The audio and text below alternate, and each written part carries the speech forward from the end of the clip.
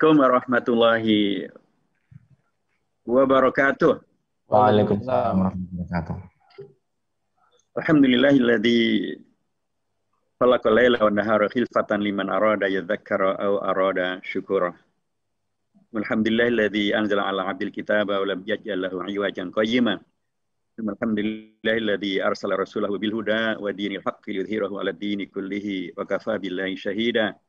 Wa huwa alladzi ba'atsahu mu'alliman wa mubasysyiran wa nadhira wa da'iyan ila Allahi bi idnihi wa sirajan munira.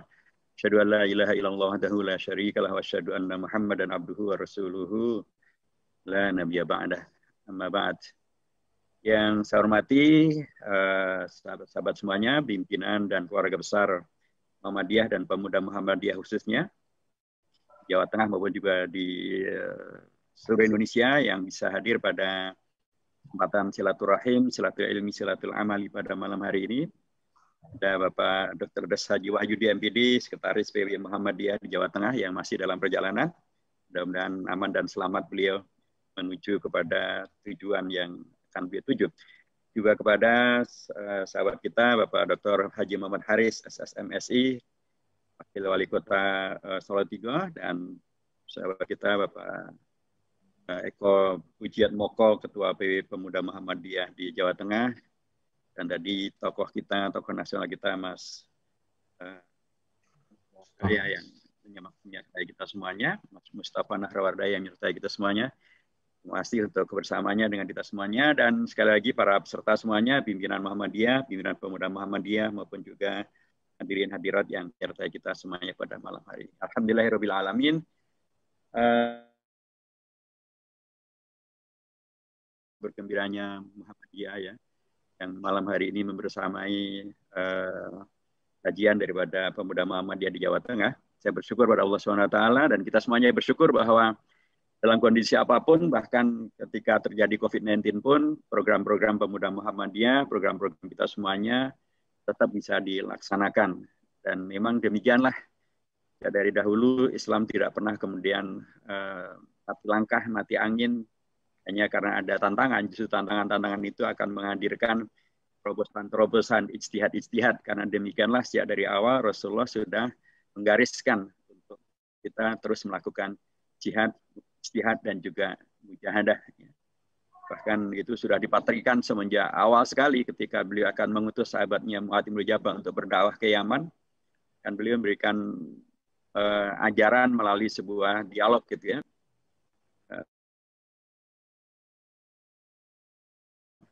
Qala bi kitabillah, dengan kitab Allah, tentu Al-Quran. Fa'ilam tajid, kata Rasulullah, kalau nggak ada dalam Al-Quran bagaimana? Bisunnati Rasulillah, dengan sunnahnya Rasulullah SAW. Tapi ternyata pertanyaan Rasulullah tidak berhenti di situ. Fa'ilam tajid, kalau nggak ada secara tekstual dalam Quran dan hadis bagaimana? Sebuah pertanyaan yang sangat mendalam ya, padahal beliau menyampaikan kepada utusannya yang akan berangkat ke Yaman, dan Yaman itu juga orang Arab seperti Rasulullah. Mereka satu kawasan dan bahkan satu zaman juga, tapi ada ungkapan pertanyaan tentang fa'ilam tajid, kalau nggak ada dalam Quran hadis bagaimana?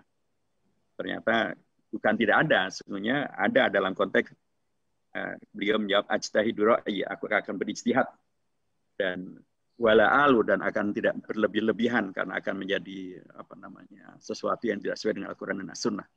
Kemudian Rasulullah menyampaikan satu jawaban yang sangat menggembirakan kita semuanya.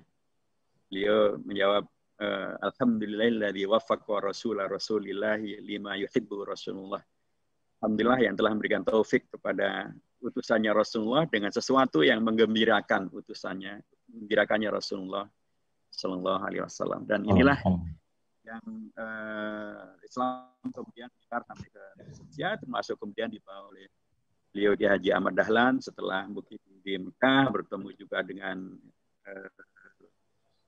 Kiai Haji Syekh Ahmad Khatib Al-Minangkabawi, kemudian belajar ketemu langsung dengan Syekh Muhammad Rasyid Ridha, Muhammad Abduh, dan kemudian pulang ke Indonesia mendirikan Persyarikatan Muhammadiyah, dan beliau menggerakkan masyarakat umat dengan salah satu di antaranya adalah gerakan Al-Ma'un, gitu kan? Surah Al-Ma'un yang di dalamnya juga ada perintah tentang masalah tidak lalai, tidak melalaikan sholat. Ra'aital ladzi kadzdzaba bid-din fadzalika alladzi yad'u al-yatim wa la yahuddu 'ala ta'amil miskin fawailul lil musallin alladzina hum sholatihim sahun alladzina hum yura'un wa yamna'un al-ma'un. Jadi kalau kali ini temanya adalah tentang perbaikan bangsa dengan sholat untuk mencegah dari fahsya dan dari keji dan mungkar, maka sesungguhnya salah satu yang sudah memulai dan sukses adalah Kiai Haji Ahmad Dahlan. Dalam gerakan Al-Ma'un itu juga ada gerakan agar sholat itu adalah bukan sesuatu yang membuat lalai atau dilalaikan. Tapi sesuatu yang betul-betul didirikan. Jadi saya sampaikan jazakumullah khairan, terima kasih atas kesempatan silaturahim ini. Dan mudah-mudahan karenanya, seperti yang disampaikan oleh Mas Eko tadi, ini silaturahim yang akan terus bisa kita lanjutkan, baik secara daring maupun secara darat. Ya, mudah-mudahan COVID-19 ini segera tidak kerasan di Indonesia dan segera pulang kampung atau pulang dari dunia gitu ya, sehingga tidak ada lagi warga, umat, tokoh-tokoh kita, pimpinan-pimpinan kita, siapapun yang kemudian terkena COVID-19.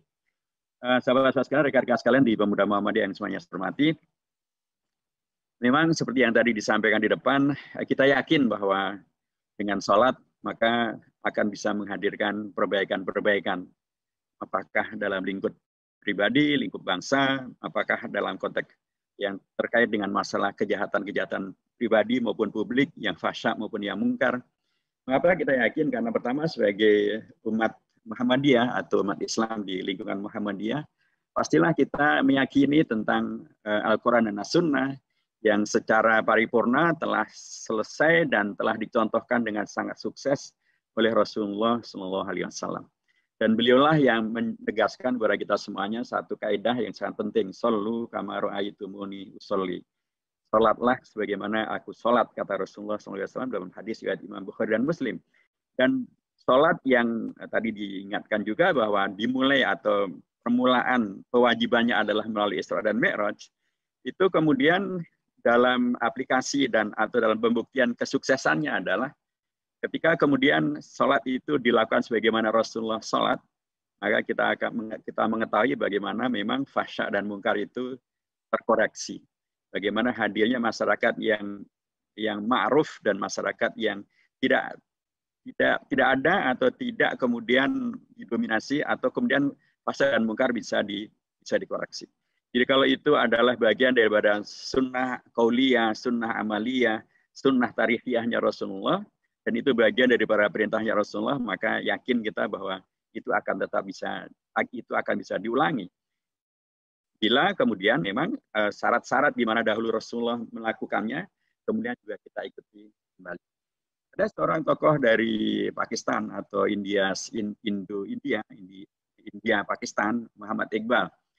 Beliau memberikan sebuah tafsir gitu atau sebuah penilaian bahwa terjadinya Isra dan Mi'raj dan kemudian adanya perintah sholat melalui Isra dan Mi'raj itu adalah membuktikan bahwa sebagaimana Rasul dahulu menyampaikan tentang shollu kama ra'aitumuni usolli, membuktikan bagaimana Islamnya Rasulullah itu adalah Islam yang betul-betul sosiologis, Islam yang betul-betul dengan sholatnya menghadirkan kepedulian dan kemudian menghadirkan perbaikan-perbaikan, menghadirkan terobosan-terobosan, menghadirkan kemenangan, mengkoreksi beragam kemungkaran dan beragam kekejian yang ada di dunia. Kata beliau, seandainya Islam yang diajarkan oleh Rasulullah adalah Islam yang cukup untuk terkait hanya dengan kebahagiaan pribadi, keunggulan pribadi, kesalehan pribadi, kepuasan spiritual pribadi, tidak kemudian terkait dengan keinginan merubah untuk agar terjadilah kebaikan-kebaikan di tingkat publik, agar fahsya dan mungkar itu bukan sesuatu yang mendominasi, agar kemudian masyarakat itu kemudian menjadi tercerahkan. Seandainya, kata Muhammad Iqbal, seandainya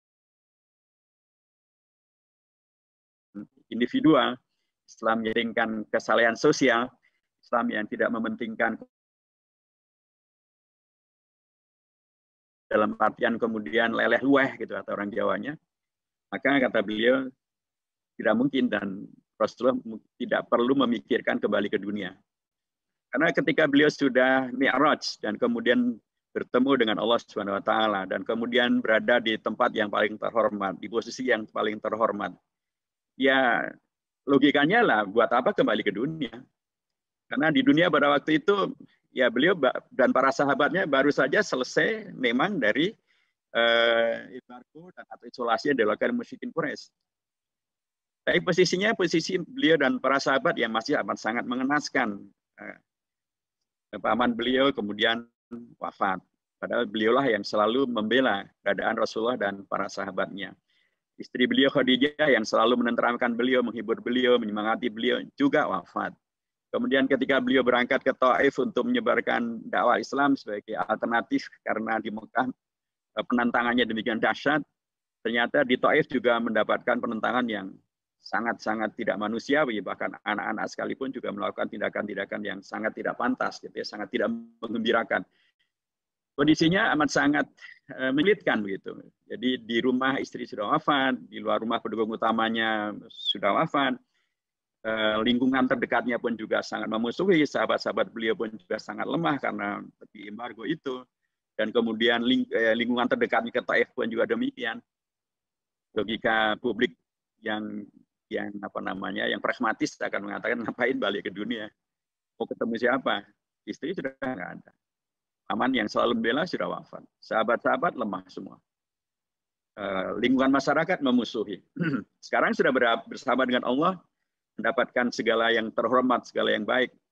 Seandainya Islam itu orientasinya adalah untuk kepentingan pribadi, kesalehan pribadi, tidak mementingkan kesalehan sosial, kesalehan bangsa, kesalehan negara, tidak mementingkan adanya perbaikan dan perubahan-perubahan, maka beliau mungkin tidak memikirkan kembali ke dunia. Tapi karena beliau sejak dari awalnya begitu ya, diangkat oleh Allah atau dijadikan oleh Allah sebagai nabi dan nanti jadi rasulnya adalah untuk menjadi nabi yang terakhir, nabi yang penutup. Pastilah karenanya agamanya adalah agama yang membawa kepada kebaikan yang bisa dilakukan sepanjang zaman. Pastilah karenanya perilaku beliau adalah perilaku keteladanan yang bisa dilakukan sepanjang zaman. Karenanya beliau segera kembali ke dunia untuk berbagi bahagia yang beliau terima dari Allah Subhanahu wa taala berupa perintah salat itu. Dan itulah kemudian beliau sampaikan tentang perintah salat dan kemudian dilaksanakan salat itu dan kemudian beliau menyampaikan tentang shollu kama ra'aitumuni usolli dan kemudian kita akan melihat bagaimana dampak daripada ketika salat itu dilaksanakan dengan sebagaimana Rasulullah melaksanakannya. Dan ini juga satu penegasan tentang pentingnya hadis dalam konteks memahami al-Islam.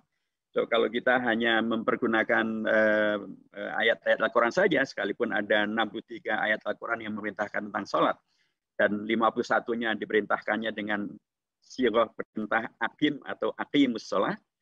Tapi kalau hanya dengan Al-Quran saja, memang kemudian menjadi apa namanya, penjelasannya tidaklah serinci ketika ada dalam as-sunnah.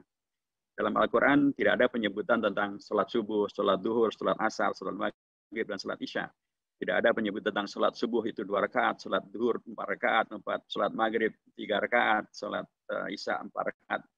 Adanya itu semuanya di dalam as-sunnah. Karenanya perintah sholat ini juga sekali lagi menegaskan tentang pentingnya selain merujuk pada Al-Quran juga merujuk pada as-sunnah. Karena merujuk pada as-sunnah sendiri sesungguhnya adalah realisasi daripada ketaatan kita merujuk pada Al-Quran. Nah, Rasulullah sekali lagi memberikan kepada kita keteladanan tentang dan pembuktian bahwa menghadirkan sholat sebagai perbaikan umat, perbaikan bangsa, dan bahkan sukses melakukannya, terbukti bisa dilakukan dan terbukti bisa kemudian diwariskan dan terbukti kemudian karenanya penting untuk menjadi suluh bagi kita semuanya untuk tidak pernah lelah untuk terus mendakwahkan sholat sebagai sarana perbaikan untuk kehidupan pribadi, berbangsa, dan juga bernegara, yang kemudian salah satu diantaranya ketika sholat itu bisa mencegah daripada segala yang fahsya dan juga segala yang munkar.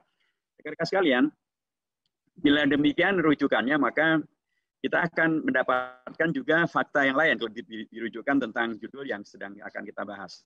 Tentang, tadi di depan saya sudah sampaikan tentang bagaimana Kiai Haji Ahmad Dahlan memberikan ajaran yang sangat operasional, yang sangat konkret, dan kemudian mencerahkan, dan kemudian menghadirkan gerakan untuk kemudian dengan sholat itu menghadirkan pencerahan, menghadirkan kepedulian, menghadirkan beragama yang partisipatif, beragama yang membawa kepada kebaikan-kebaikan. Nah, kita akan lihat bahwa ketika kita bicara tentang bangsa Indonesia, maka kita harus selalu diingatkan tentang bahwa salah satu yang kemudian menghadirkan bangsa Indonesia adalah tokoh-tokoh Muhammadiyah. Di situ ada Kiai Haji Mas Mansur, ada Kiai Haji Kahar Mutakhir, ada Ki Bagus Hadikusumo, Ketua PB Muhammadiyah ketika terkait dengan masalah PPOPK maupun Piagam Jakarta maupun PPKI. Nah, yang menarik dalam konteks ini adalah kita bicara tentang bangsa dan kemudian bagaimana bangsa ini tercerahkan dengan nilai-nilai agama dan apalagi dengan sholat gitu ya. Salah satu di antaranya adalah ketika Ki Bagus Hadikusumo pada tanggal 8 ketika dibacakan kesepakatan bahwa yang dimaksud dengan ketuhanan yang Maha Esa adalah ketuhanan yang Maha Esa dengan dasar dengan mengatakan bahwa tidak demikian. Dan ketuhanan yang Maha Esa itu maksud daripada yang Maha Esa adalah tauhid atau adalah akidah. Dan kita mengetahui kaitan yang sangat langsung antara akidah, tauhid dan juga dengan sholat.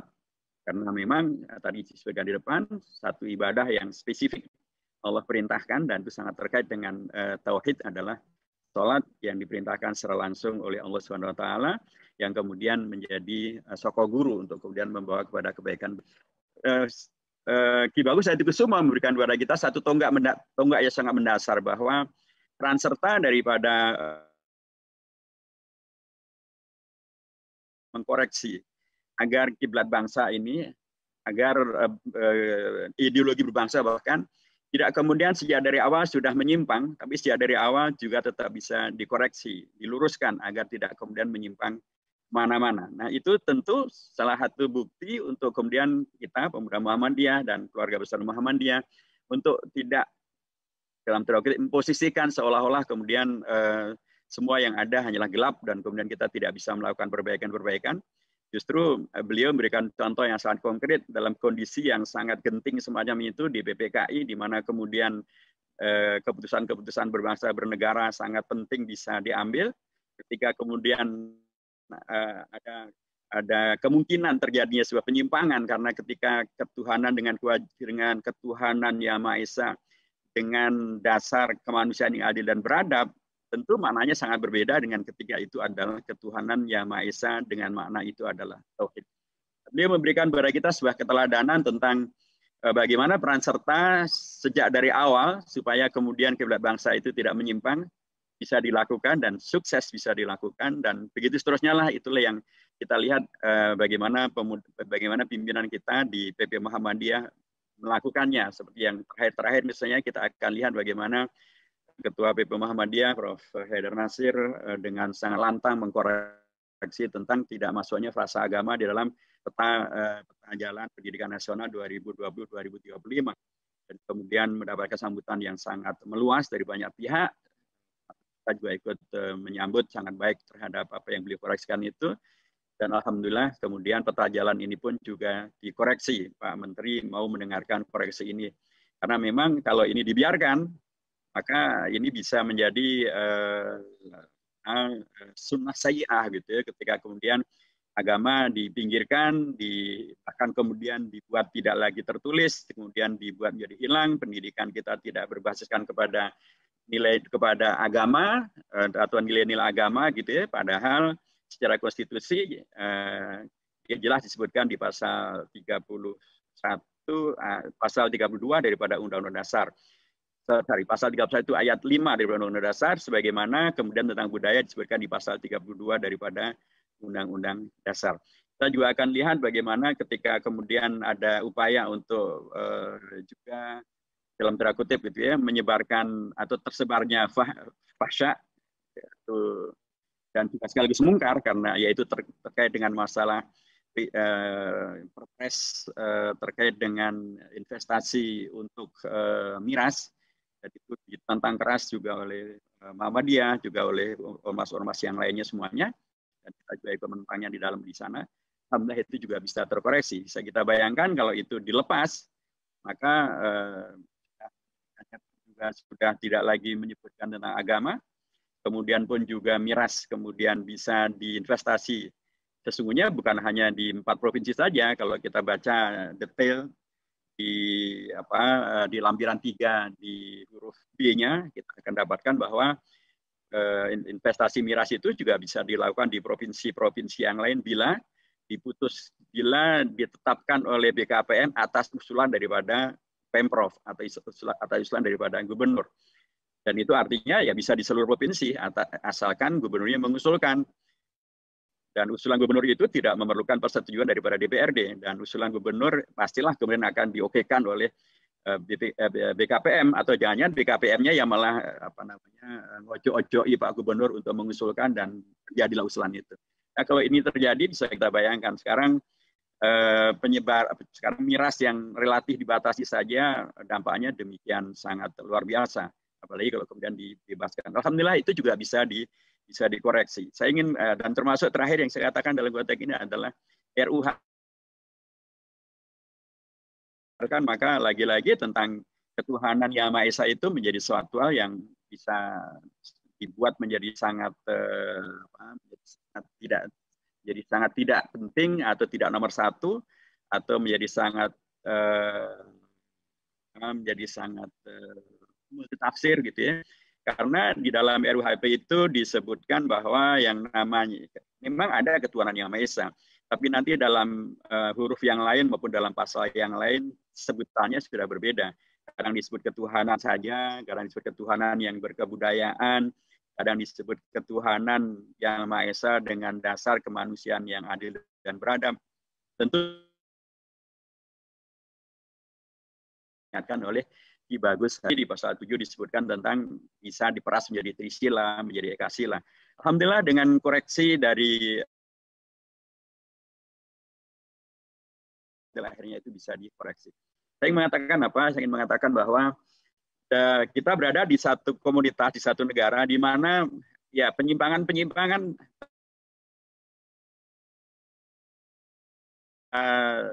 terselubung, tersembunyi maupun terang-terangan tidak sesuai dengan Pancasila, tidak sesuai dengan kesepakatan bangsa dan negara, tidak sesuai dengan ajaran agama. Tetapi juga bisa dilakukan koreksi terhadap beragam hal yang kemudian menyimpang atau bermasalah. Kalaupun kemudian masih ada yang, atau masih banyak bahkan ya, yang masih belum selesai, tadi disebut tentang korupsi dan lain sebagainya, menurut saya inilah bagian daripada tugas dakwah yang belum selesai, tugas dakwah yang belum belum tuntas. Kemarin saja kan ada kasus tuh di Jawa Barat, ada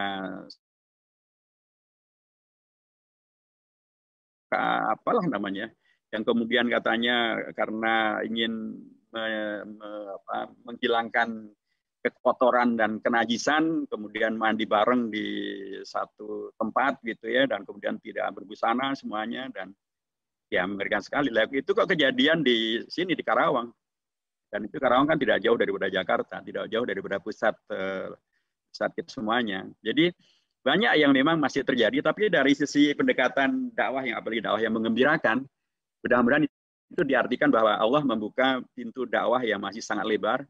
Allah karenanya membuka kesempatan berdakwah yang masih sangat luas. Allah membuka kesempatan untuk beramal soleh dan mendapatkan pahala sebanyak-banyaknya dari dakwah yang masih amat sangat banyak, dan karenanya jangan disikapi dengan cara yang negatif. Dengan cara saya negatif adalah kemudian merasa bahwa ya sudah umat sudah tidak mau mendengarkan dakwah, sudah kafir, sudah musyrik, dan kemudian malah menghadirkan apa yang dikhawatirkan oleh banyak pihak sebagai itulah yang disebut sebagai terorisme, radikalisme, intoleran dan lain sebagainya. Dalam tanda kutip tidak kita inginkan semuanya. Ingin mengatakan bahwa dengan pendekatan bahwa kita mengikuti sunnahnya Rasulullah yang ketika beliau Isra dan Mi'raj pun adalah karena buah daripada kesabaran beliau, buah daripada keuletan beliau, buah daripada keistiqomahan beliau, buah daripada kesatu paduan beliau dengan para sahabatnya, karena tidak ada satupun sahabat yang dengan kondisi itu kemudian mereka menjadi murtad atau mereka menjadi munafik atau kemudian mereka menjadi mempermasalahkan Rasulullah gitu ya. mereka semuanya tetap satu komando, satu jamaah, satu umat dengan Rasulullah, dan atau tidak menjadi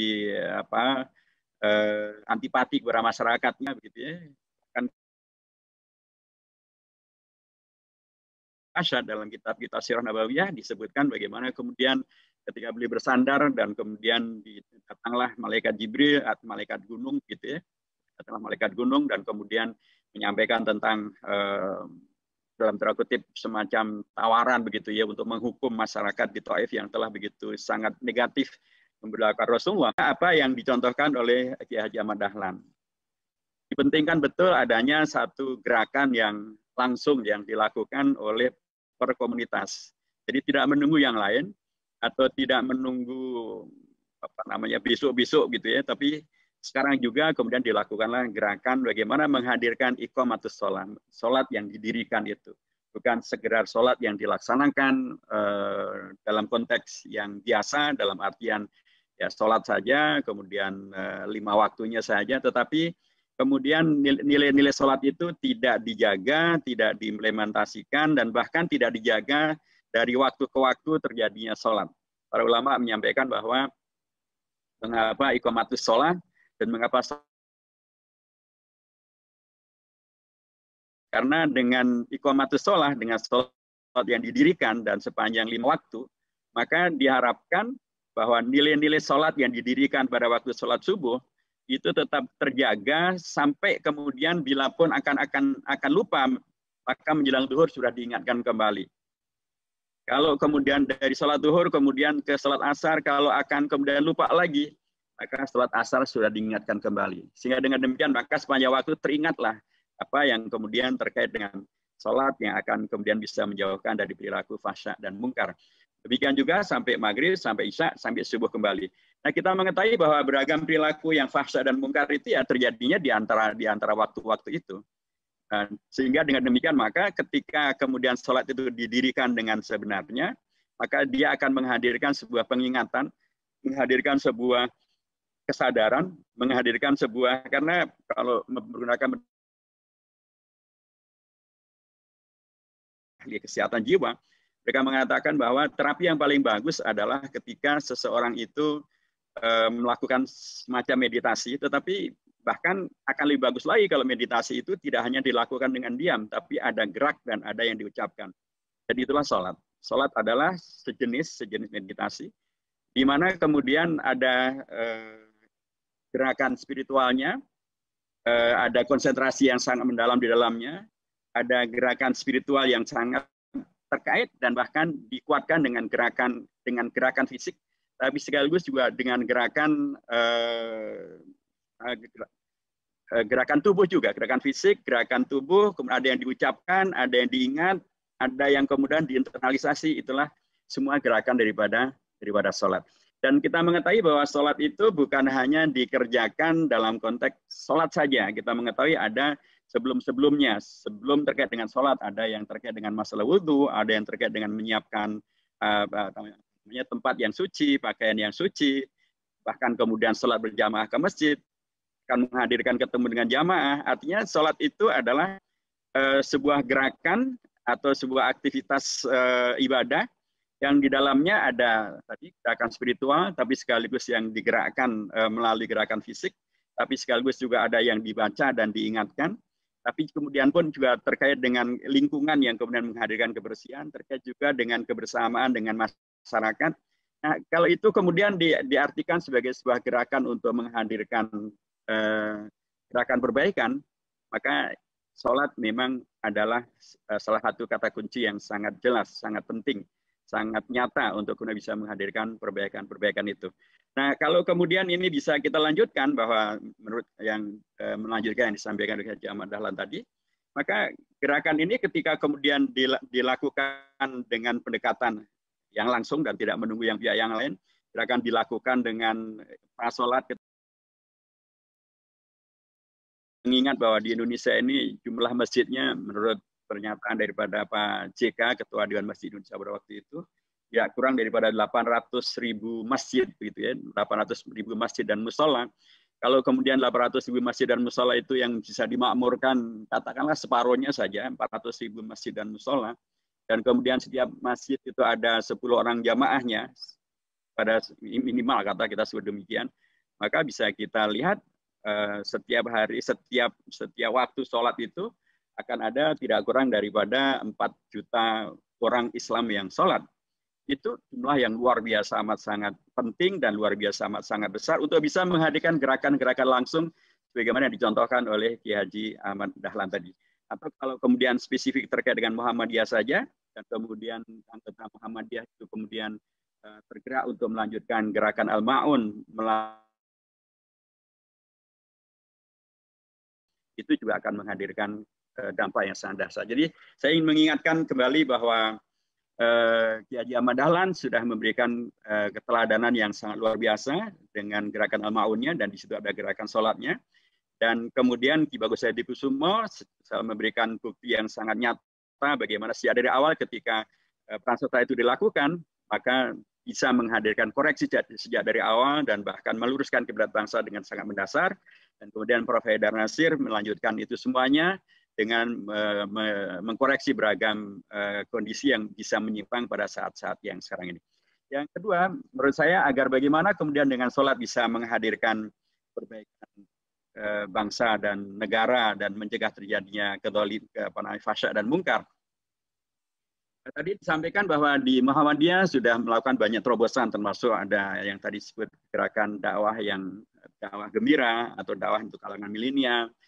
Itu memang satu hal yang amat sangat dipentingkan ya, dengan tadi ketika Prof. Haidar Nasir juga memberikan sambutan atau mengingatkan rekan-rekan IMM yang sedang mencukuri miladnya yang ke-57, mengingatkan pentingnya menjadi generasi yang ulul albab. Itu menegaskan tentang pentingnya peran serta yang oleh Muhammadiyah difasilitasi dengan apakah namanya gerakan ulul albab atau namanya dakwah yang gembira dan mengembirakan, Islam yang berkemajuan, dan beragam terminologi yang lain yang amat sangat hafal dan antum hafalkan semuanya. Saya ingin mengatakan bahwa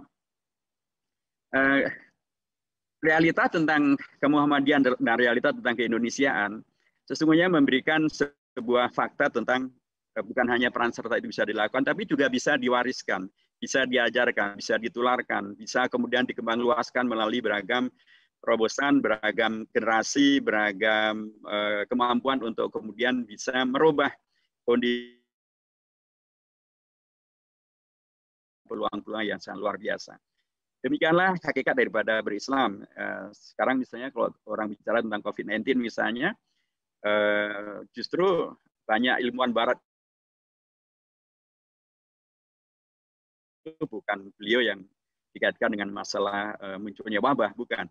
Tapi justru ini salah satu dari laporan dari Newsweek Times atau Newsweek, Newsweek disebutkan bahwa COVID-19 ini mengingatkan pada seorang tokoh yang dulu sudah menyampaikan sebuah arahan yang demikian luar biasa. Beliau bukan dokter, bukan ahli pandemi, bukan ahli tentang virus, tapi beliau memberikan sebuah arahan yang masih relevan hingga sampai saat ini. Padahal beliau bukan dokter.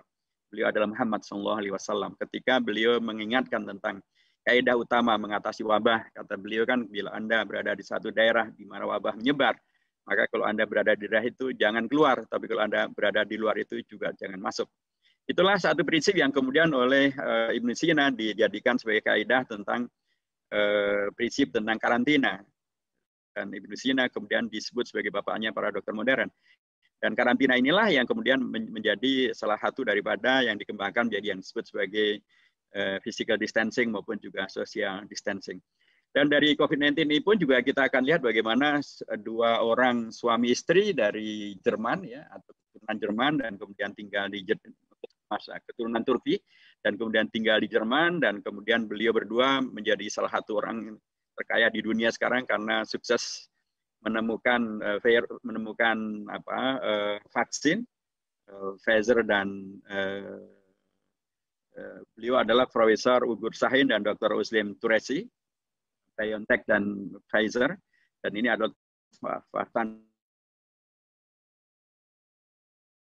adalah keturunan Turki yang muslimah, yang muslim, yang kemudian memberikan kontribusi yang luar biasa. Saya ingin mengatakan bahwa COVID-19 karenanya bukanlah sesuatu yang kemudian menjadi hambatan. Beragam masalah di bangsa, ya termasuk fasad dan mungkar yang ada di bangsa, karenanya mengikuti apa yang dicontohkan oleh Kiai Haji Ahmad Dahlan, Ki Bagus Saidi Kusumo, bukanlah alasan untuk kemudian kita tidak mampu untuk membuat terobosan untuk mengalahkannya.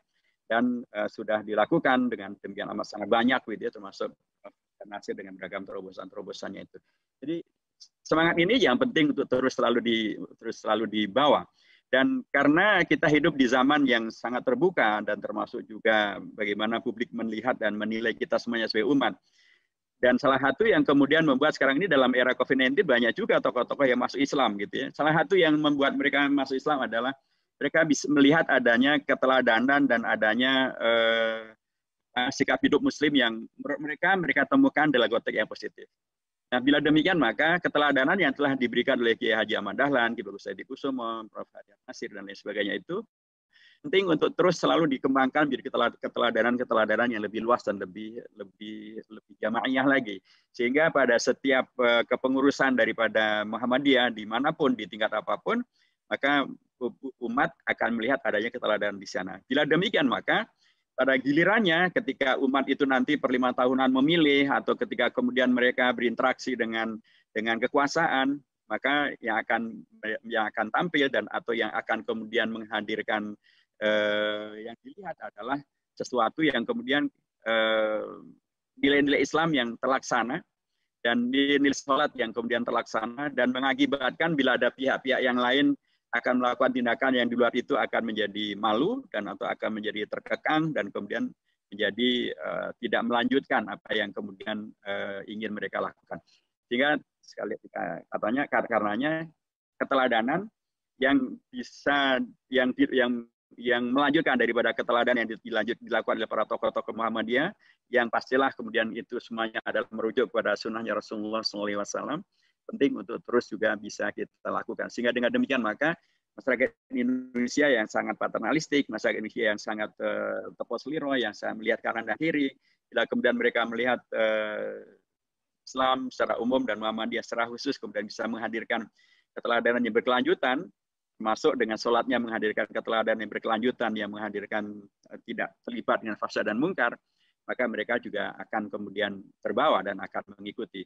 Karena selain daripada paternalisme, maka juga sesungguhnya hakikat daripada fasad dan mungkar, apakah namanya korupsi, apakah namanya merusak lingkungan, apakah namanya kejahatan seksual, apakah namanya miras, narkoba, itu kan bukan sesuatu yang bisa memaksa, tidak bisa memaksa orang lain untuk mengambilnya, untuk melakukannya. Kalau kita tidak mau, ya nggak akan terjadi. Kalau kita tidak mau terlibat dengan miras, nggak akan terjadi. Tidak akan terjadi kejahatan miras. Kalau kita tidak mau terlibat kejahatan narkoba, ya nggak akan terjadi kejahatan narkoba. Kalau kita tidak mau melakukan kejahatan terkait dengan masalah penyimpangan seksual, juga tidak terjadi. Kalau kita tidak mau terlibat dengan korupsi, ya tidak terjadi. Jadi memang benar ungkapan bertepuk sebelah tangan itu benar sekali. Bahwa kalau kita tidak mau, ya nggak jadi itu tepuk tangan. Tepuk tangan itu kan memerlukan 2 tangan yang bertepuk. Tapi kalau hanya 1 tangan saja tidak bisa. Jadi kalau kemudian kita kemudian melanjutkan ya keteladanan tadi dan keteladanan itu bisa kita kembang luaskan dan kemudian dari keteladanan itu menghadirkan tadi sholat yang tanha anil fasya wal munkar itu, maka orang lain tidak akan bisa kemudian memaksa kita untuk terlibat dengan fasad dan munkar. Nah, bila ini saja dilakukan, maka separuh masalah itu sudah selesai atau kalau tidak malah 75% masalah sudah selesai. Karena bila kemudian mereka tidak bisa, karena kalau kemudian kita tidak mengikuti keinginan mereka dan mereka tidak bisa memaksa kita, maka dengan sendirinya fasad dan mungkar itu tidak lanjut. Dan apalagi bila kemudian dengan pendekatan paternalisme itu dan aktif dakwah, aktif komunikasi, aktif menyebarluaskan kebajikan, aktif menjalankan ideologi al-ma'wa, komunikasi. Maka menjadi penting sekali lagi keteladanan yang terus itu menjadi suatu hal yang penting untuk terus menjadikan kita semuanya. Karena sekali lagi kita mempunyai sosok guru yang sangat kokoh dan kuat yang telah diwariskan oleh para tokoh-tokoh bangsa, pimpinan-pimpinan Muhammadiyah, Kiai Haji Ahmad Dahlan, Ki Bagus Saidi Kusumo, Kiai Haji Mas Mansur, dan tentu pada pimpinan-pimpinan pada era yang sekarang yang semuanya masih sugeng dan masih luar biasa. Kita doakan agar Allah menjaga beliau-beliau semuanya dalam keistiqomahan sehat walafiat, masuk menghadirkan kemaslahatan yang terbesar bagi umat, terus membimbing dan memberikan keteladanan untuk kemudian hadirnya figur-figur yang kemudian tetap bisa membuktikan bahwa dengan sholatnya bisa menghadirkan perilaku-perilaku, pribadi-pribadi, gerakan-gerakan, dan masyarakat yang terselamatkan dan atau menyelamatkan diri dan menyelamatkan komunitasnya dari yang fasya dan juga dari yang mungkar. Berikutnya, rekan-rekan sekalian, bila kita lanjutkan dari beberapa poin yang tadi saya sebutkan, maka kita memang berada di satu bangsa dan bangsa ini sangat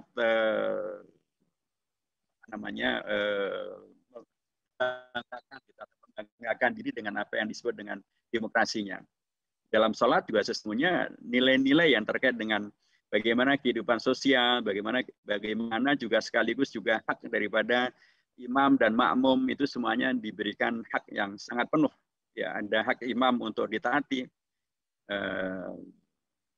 Innama ju'ilal imam liyutamma bihi. Tapi juga ada hak di mana kemudian kalau imamnya keliru atau imamnya lupa dikoreksi oleh makmum, dan tidak boleh kemudian imam mengatakan, oh kan saya yang imam kok Anda mengkoreksi saya, kan tidak bisa. Kalau memang dia salah dan kemudian dikoreksi oleh makmum karena mungkin salah baca Al-Qur'annya atau lupa baca Al-Qur'annya atau kemudian dia lupa jumlah rakaatnya, beragam hal yang lain yang kemudian menghadirkan keliru yang bila dikoreksi oleh makmum ya dia akan kemudian tidak mendebat dan kemudian dia akan mengikutinya dan kemudian dia di akhirnya juga akan melakukan sujud sahwi.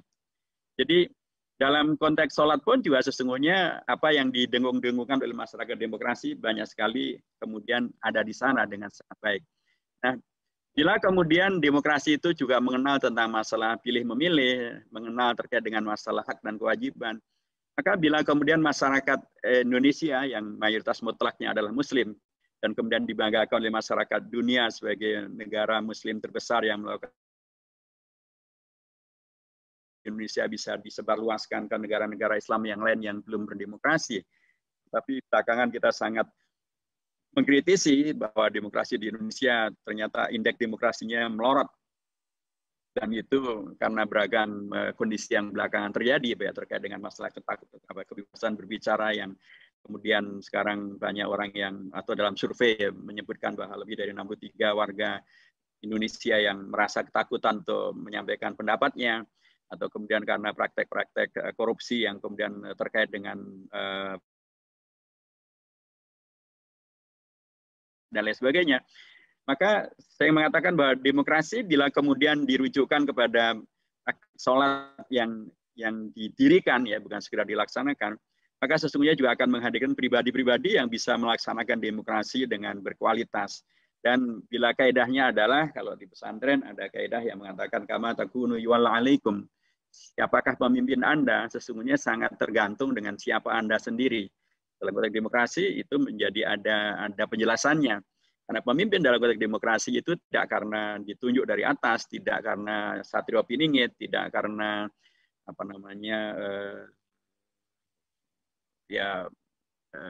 warisan daripada pemimpin sebelumnya, tapi karena dia dipilih oleh rakyatnya. Nah, kalau rakyat yang di Indonesia ini adalah mayoritas mutlak adalah rakyat yang sudah sholatnya baik, dan kemudian dengan sholat yang baik itu, ya tidak mungkin orang yang sholatnya baik akan memilih pemimpin yang sholatnya tidak baik. Orang yang kemudian sudah sholat pasti akan memilih pemimpin yang sudah sholat. Orang yang kemudian sholatnya bolong-bolong mungkin dia akan juga mencari pemimpin yang sholatnya juga masih bolong-bolong. Nah, bila ini kaidah kemudian bisa kita terapkan, maka dakwah kita, dakwahnya Muhammadiyah, dakwah yang menggembirakan, dakwah untuk kalangan milenial, jadi semakin penting untuk digencarkan, sehingga dengan demikian maka ketika masyarakat yang kemudian menjadi masyarakat yang sholat, masyarakat yang mendirikan sholat, dan orientasinya kemudian betul-betul mencoba untuk dengan sholat itu tidak membiarkan dirinya dipaksa dan atau kemudian mengikuti ajakan untuk melakukan fahsya dan mungkar, ketika dia bisa menjaga diri dan menghadirkan keterjagaan diri, dan kemudian pada saat kemudian terjadi pemilihan umum, apakah pilpres atau pileg atau pilkada dan lain sebagainya, kemudian mereka akan mempertimbangkan untuk hanya mencari pemimpin yang betul-betul sesuai dengan kriteria kebaikan yang ada di dalam sholat atau di dalam nilai-nilai yang selama ini mereka kerjakan setiap hari, nilai-nilai sholat misalnya. Dan itu secara demokrasi boleh, tidak ada yang melarang dan tidak ada yang kemudian menyatakan itu sesuatu yang tidak sesuai dengan prinsip demokrasi. Dia adalah bahwa kedaulatan tidak lagi ada di tangan MPR, tidak di tangan presiden, tidak di tangan wakil rakyat, tapi kedaulatan justru ada di tangan rakyat. Rakyat yang berdaulat, dan kalau mereka adalah rakyat yang terbiasa dengan sholat yang terjaga, sholat yang didirikan sepanjang waktu, maka pada gilirannya mereka akan memilih pemimpin, memilih wakil yang betul-betul sesuai dengan nilai-nilai tersebut. Nah, kalau kemudian para pemimpin itu terpilih dengan semangat yang demikian, maka itu adalah salah satu terobosan yang sangat signifikan untuk kemudian mengkoreksi penyimpangan berbangsa dan bernegara yang menghadirkan kaedah-kaedah maupun aturan-aturan yang bisa jadi tadi toleran dan atau permisif bahkan terhadap yang fasya maupun yang mungkar. Karena kalau pemimpin itu baik, ya pastilah orientasinya adalah menghadirkan kebijakan-kebijakan yang baik. Pastilah orientasinya adalah mengkoreksi kebijakan-kebijakan yang fasya dan mungkar. Dalam konteks di Pilgub di Jakarta misalnya, kita ingat betul bagaimana masyarakat Jakarta waktu itu mengeluhkan adanya satu hotel yang menjadi pusat kemaksiatan, pusat fasya dan mungkar. Di situ ada narkoba, di situ ada miras, di situ ada prostitusi, itulah Hotel Alexis. Sudah berapa ceramah, berapa khutbah, berapa demo, berapa katakanlah keberatan ya diajukan untuk menutup hotel tersebut. Tapi tidak bisa ditutup, bahkan gubernurnya waktu itu Ahok mengatakan itu tidak bisa ditutup, itu surga dunia, tidak bisa ditutup. Tapi ketika kemudian melalui Pilgub dan kemudian kita memenangkan pemimpin yang baik gitu ya, pemimpin yang sesuai dengan aspirasi umat, dan kemudian Pak Anies Baswedan terpilih, maka Pak Anies tidak perlu kemudian demo, atau kemudian umat tidak lagi demo, tidak lagi kemudian melakukan hal-hal yang sebelumnya dilakukan. Cukup beliau saja yang tidak memperpanjang izin daripada Alexis, maka tempat yang penuh dengan kemaksiatan, penuh dengan fasya dan mungkar itu dengan sendirinya berhenti. Itulah salah satu contoh bagaimana kemudian para pemimpin yang dipilih oleh rakyat itu bisa menghadirkan koreksi terhadap hal-hal yang fasya dan mungkar. Tapi sekali lagi, pemimpin yang baik itu dalam konteks demokrasi bisa dihadirkan oleh siapa? Oleh rakyat yang baik. Nah, kalau rakyat yang baik itu adalah rakyat yang orientasinya terus-menerus melalui dakwah yang kita kerjakan terus-menerus dari Muhammadiyah, dari ormas-ormas yang lain, dari seluruh kelompok masyarakat yang lain, kemudian bersatu padu menghadirkan sholat yang fasya, yang tanah fasya wal mungkar, maka kontribusi besar untuk menghadirkan rakyat Indonesia yang tidak suka dengan fasya dan mungkar akan berdampak kepada perilaku politik mereka nanti untuk kemudian bisa menghadirkan pemimpin dan atau wakil rakyat yang betul-betul orientasinya adalah tidak menghadirkan yang fasya dan yang mungkar. Dan itu satu yang sangat terbuka. Dan tentang sholat ini kan dalam konteks kita umat Islam di Indonesia tidak ada celah atau tidak ada hal yang kemudian membuat kita berbeda pendapat. Seluruh ormas Islam di Indonesia saya yakin satu kata. Seluruh partai Islam satu kata bahwa sholat itu ya wajib. Sholat itu ya 5 waktu. Ya sholat itu ya kalaupun ada yang mengatakan sholat berjamaah adalah sunnah, sebagian mengatakan wajib, tapi intinya adalah sholat berjamaah itu lebih utama ketimbang sholat yang lain, tentu dalam kaidah-kaidah umum yang diberlakukan. Kalau ada sekarang terkait dengan COVID-19, ya sudahlah, itu bagian daripada pengecualian yang sedang terjadi. Tapi secara prinsip saya ingin mengatakan bahwa dalam ormas apapun, dalam partai manapun, dalam organisasi apapun di Indonesia ini tidak ada yang mempolemikkan tentang sholat. Jadi atau mempolemikkan tentang pentingnya pengajaran sholat kepada umat, kepada bangsa, kepada warga, kepada individu. Nah, kalau itu kemudian kita jadikan sebagai kesepakatan besar, maka harusnya tidak lagi ada semacam barrier untuk kemudian kita bisa maksimal. Ya ada fastabiqul khairat di sana juga, tapi juga ada ta'awun 'alal birri wat taqwa di sana juga, agar bagaimana kemudian menghadirkan sholat yang bisa kemudian terus-menerus dicerahkan, dikomunikasikan, dipraktekkan dan menjadi sesuatu yang membawa kepada hadirnya pribadi-pribadi, perilaku-perilaku yang jauh daripada fasya yang dan mungkar, dan bahkan kemudian terbawa sampai pada tingkat ketika mereka nanti akan menentukan masa depan Indonesia melalui pemilihan umum, maka mereka pun juga akan bisa melakukan itu dengan cara yang sesuai dengan prinsip sholat yang tanha anil fahsya wal munkar, sholat tanhaan memilih mereka-mereka yang menghadirkan fahsya dan munkar, sholat yang kemudian menghadirkan orientasi untuk kemudian terlibat dan tidak hanya sekedar menjadi penonton, terlibat tidak hanya sekedar terlibat untuk bahkan kemudian melanggengkan fahsya dan munkar, dia terlibat untuk menghadirkan koreksi sehingga bisa menghadirkan fahsya dan munkar. Para ulama dahulu mengatakan annali da'watun mustajabah la itu halil hakim. Kalau aku mempunyai doa yang mustajab, akan aku berikan doa itu untuk para penguasa, karena penguasa yang baik bisa menghadirkan kebijakan yang baik. Penguasa yang soleh bisa menghadirkan kebijakan yang soleh. Penguasa yang soleh bisa mengkoreksi perilaku yang fahsya dan munkar. Dan dalam demokrasi, penguasa yang baik itu bisa dihadirkan melalui pemilihan umum, melalui peran serta daripada Nabi besar Muhammad SAW telah memberikan kepada kita contoh tentang beragama, berislam itu bukanlah bersikap pasif, bukan bersifat individualistik, bukan bersifat untuk dalam tanda kutip hanya menunggu saja dan atau hanya berorientasi kepada individualistik, tapi justru bersifat yang aktif, bersifat yang kemudian mementingkan kemaslahatan yang lebih besar, dan beliau segera kembali ke dunia dari Isra dan Mi'rajnya untuk kemudian menyebarkan dan berbagi-bahagia dengan kita semuanya. Dan kita semuanya sekarang menikmati bagian daripada karunia Allah yang luar biasa ini. Saya kira demikian rekan-rekan sekalian yang saya sampaikan pada malam hari ini. Mungkin bisa kita lanjutkan dengan obrolan lagi, dialog lagi. Mudah-mudahan banyak manfaatnya. Fastabil khairat wa nasru minallahi wa qarib. Assalamualaikum warahmatullahi wabarakatuh.